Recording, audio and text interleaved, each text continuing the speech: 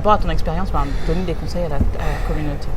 Moi, ce que je pense, quand on vient dans un autre pays, c'est-à-dire que pourtant, moi, j'ai des racines ici.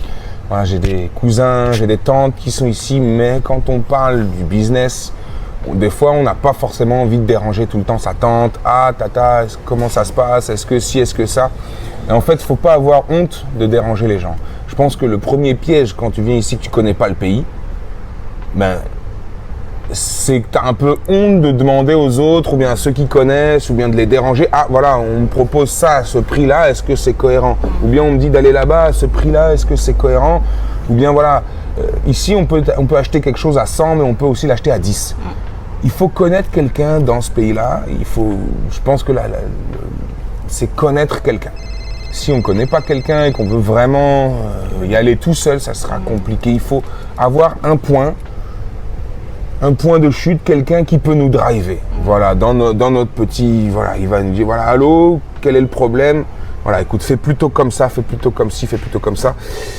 Et ça, je pense que c'est vraiment essentiel. Okay. C'est ce qui va empêcher beaucoup d'escroqueries, beaucoup d'arnaques. Pas parce qu'on est en Afrique, mais j'ai envie de dire dans tous les pays. On va en Asie, en Thaïlande, même en Amérique du Sud.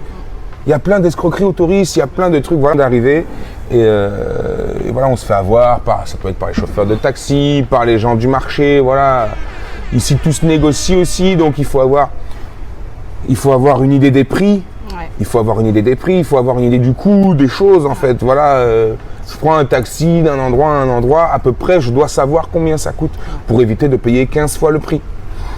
Tout ça, c'est des petites choses et pareil pour les bons professionnels aussi.